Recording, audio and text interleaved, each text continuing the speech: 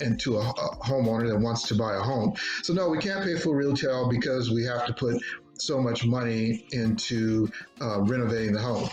Oftentimes sellers tell me, well, my neighbor across the street, I mean, he got X amount of dollars for his house.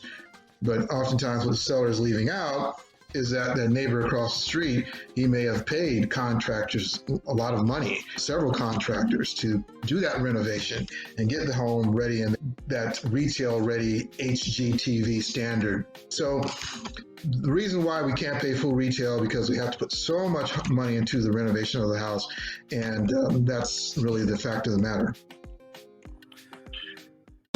The theory of what's happening with the black family, black wealth, and the fear of a black man is the black American experience that we truly look at, plagued by traumatic history and countless chances of accountability from all parties involved. Join us and let's get in tune with the Transform You Black Commentary Show with your host, Marcus Hart. Now here's your host.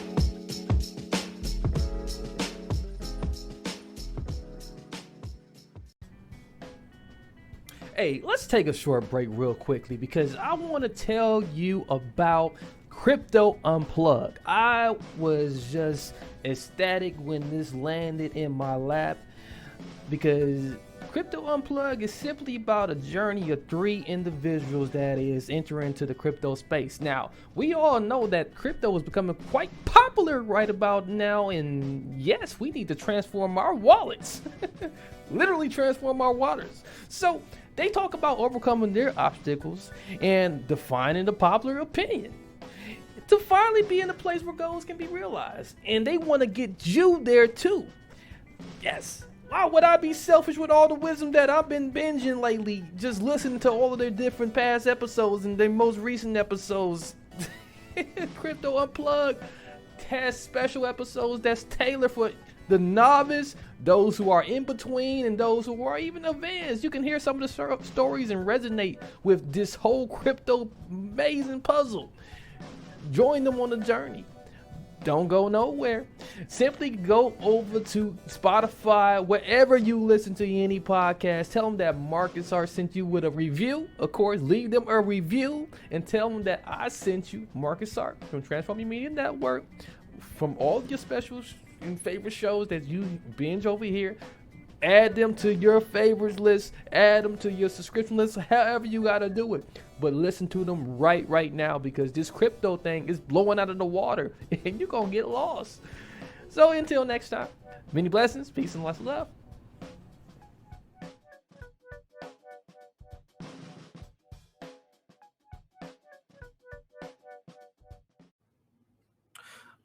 Okay, great. Well, people, welcome back to another episode. Here we got another great guest that I am just blessed and thrilled to be able to talk to today. And we're going to be discussing some things concerning home buying and getting some great education from Tony Adderley. He is the principal owner of foreverhomebuyers.org. He's also a Navy vet and a licensed attorney in the state of California. He still maintains a disability law practice as well. But Forever Homebuyers is a family-owned and operated real estate investment company. He just don't buy fixer-uppers. He do focus on problem solving. For many of your sellers out there, or many of those who's enthusiastic about knowing how to get into the seller side of home buying.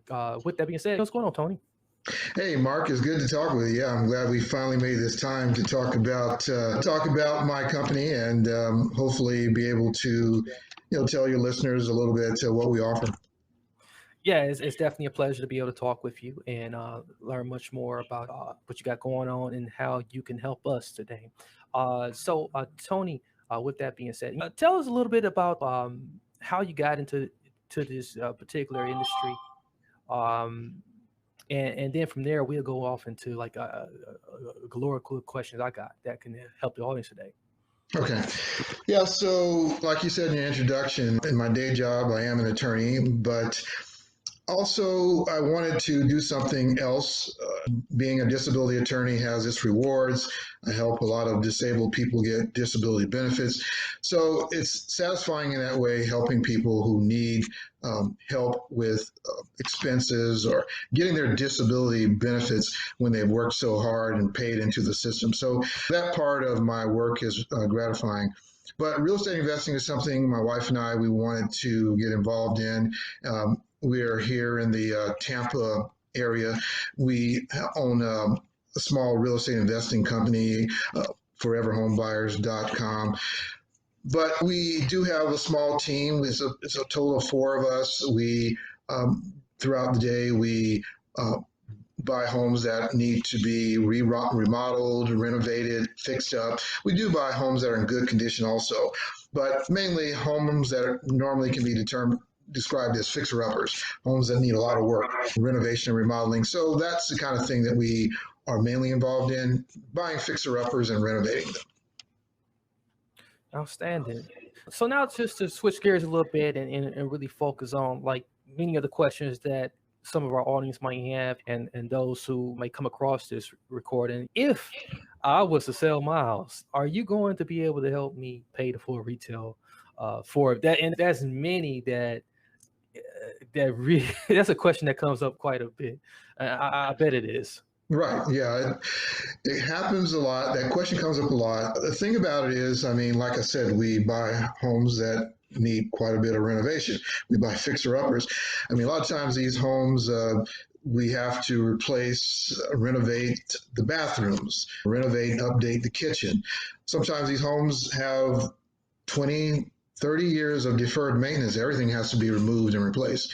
The roof, electrical, plumbing. So we have to hire contractors, sometimes several contractors, tens of thousands of dollars of remodel. So we can't pay full retail for a home when we have to put so much work and money and time into getting the place in a condition that we can sell it into a homeowner that wants to buy a home. So no, we can't pay full retail because we have to put so much money into renovating the home. Oftentimes sellers tell me, well, my neighbor across the street, I mean, he got X amount of dollars for his house. But oftentimes what the seller is leaving out is that the neighbor across the street, he may have paid contractors a lot of money, several contractors to do that renovation and get the home ready in that retail ready HGTV standard. So the reason why we can't pay full retail because we have to put so much money into the renovation of the house, and that's really the fact of the matter.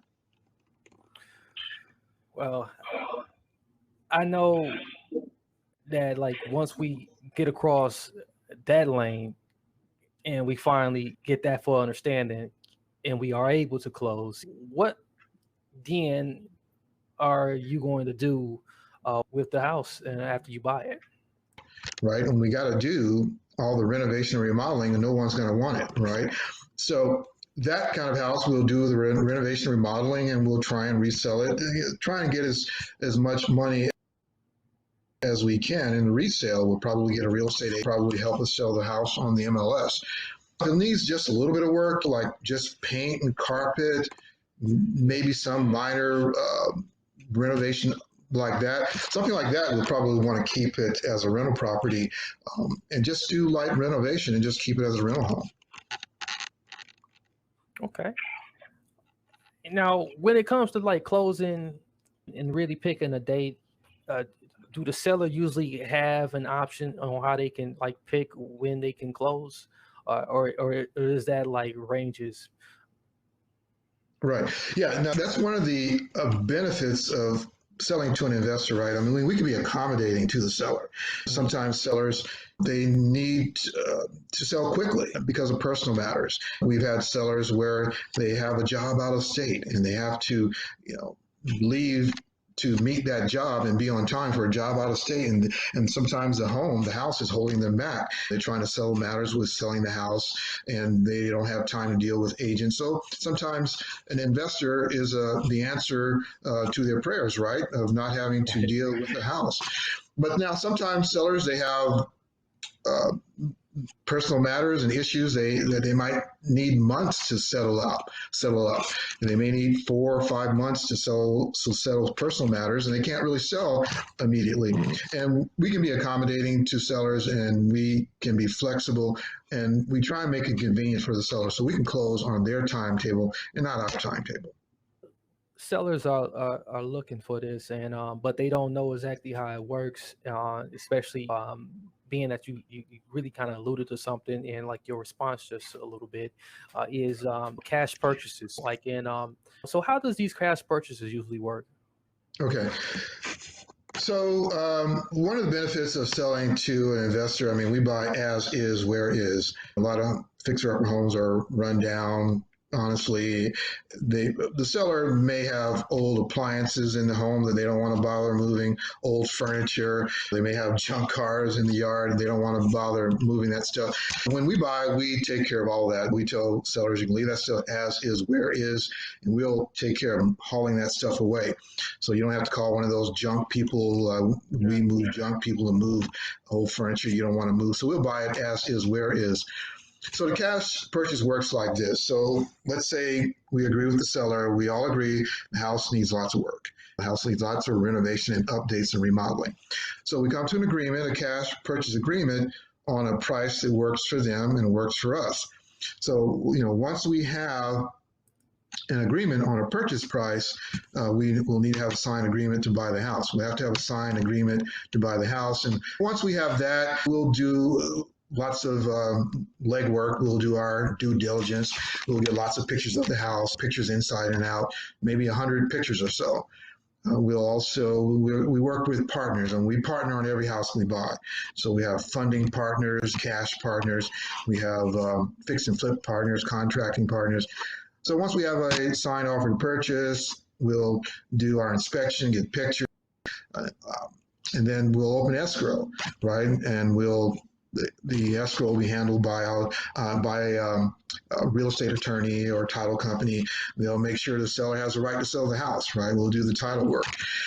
So once all that's done, title work is done, due diligence is done, we'll fund escrow and hopefully be ready to close on time, because we'll have already a fixed closing date. And that's the goal, close on time so the seller gets their money on time.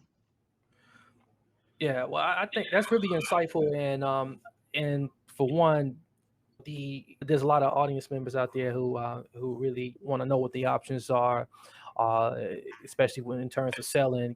We are in a market right now that's is really vast, and in terms of like options, we have heard of like seller financing. Um, or lease purchase. How does these things work? Because there's people out there kind of wondering about that. Seller financing, owner financing, payment terms, they really mean the same thing. Um, there are really four moving parts to payment terms, seller financing. Number one, we have to agree on a purchase price with the seller. So we have to agree on what the house is worth and a purchase price. Number two, we have to agree on a monthly payment amount, because we are paying the seller directly, right? So we're making monthly payments to the seller. That's number two. So number three, we agree on a payment term, right? So how long are we going to make these payments to the seller? So are we going to make these payments for 5 years, 10 years, 15 years on the agreed upon selling price? So, and four is the down payment amount, right? So we start out this payment plan with some down payment amount, and then we make them monthly payments until we pay it off at the given term period that we've agreed upon, whether that's 5, 10, or 15 years. And two, we're investors, right? We're not moving into the house. I mean, we buy the house on payment terms. We're going to cover our payments to the seller by renting it out.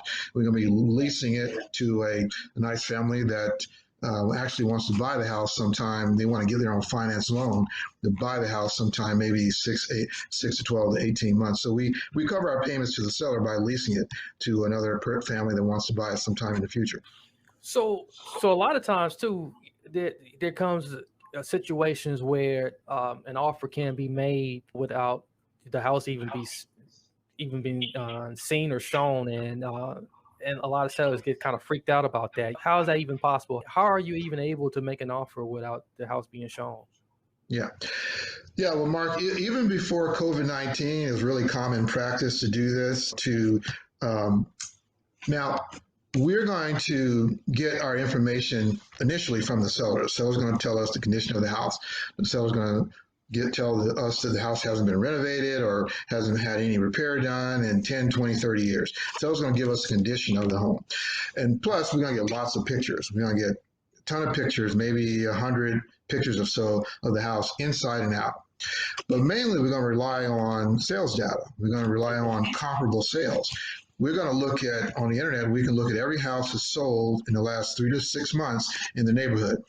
I mean, from homes that were totally run down, fixer-uppers, what they sold for, to fully renovated homes that were in great condition, that were fully renovated themselves.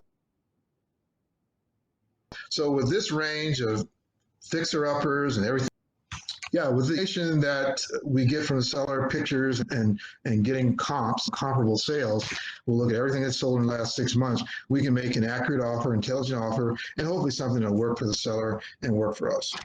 Touching on like what you just said there, piggybacking off of that, a lot of times like these offers, they come from everywhere, and people are not really educated on how you come up with these offers. So how exactly do you come up with these offers? Right. So it's mainly about matching up like houses with other like houses.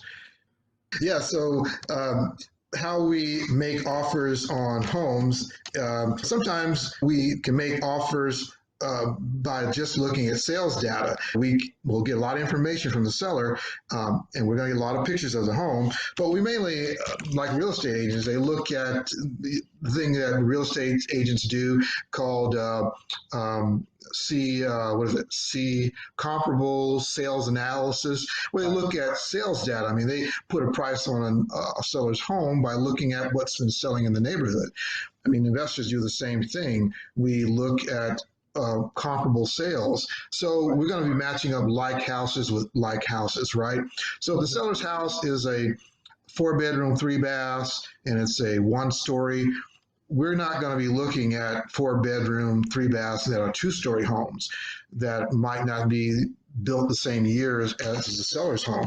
So we have to really match up homes that are really close in size, square footage, rooms and bathrooms, and age. We can't a comparable sale for a house that was built in 1980. A comparable sale wouldn't be a house that was built in 2010. They're not close enough in age. So I like that. Yeah, that really does like give some insight to what sellers are like really looking to understand. And furthermore, once you come up with these offers, the big part is the money part. right. How are you going to pay for my house? Yeah. That's going to be the question. Are you going to be able Yeah. to pay for my house, and how? So we partner on everything we buy. We always have partners. We have contracting partners, but mainly to make the purchase, we have funding partners. I mean, we don't have to wait for a bank loan to get qualified to buy a house. We have private funding partners. We use some of our cash we bring to the closing table. We use some of our partners' cash we bring to the closing table. And they certainly have a piece of the deal when we bring in our funding partners. So we bring our cash, their cash to the closing table. That way, the seller gets their cash so much faster that way because we bring in partners to close the deal. And and we can close 30 days because we don't have to wait for a bank loan. Well, that's reassuring. That's for sure. Right.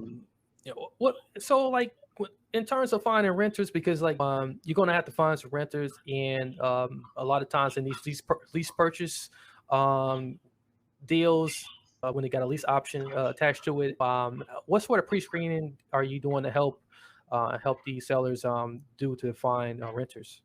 Okay. So yeah, when we buy a house on owner financing, payment terms,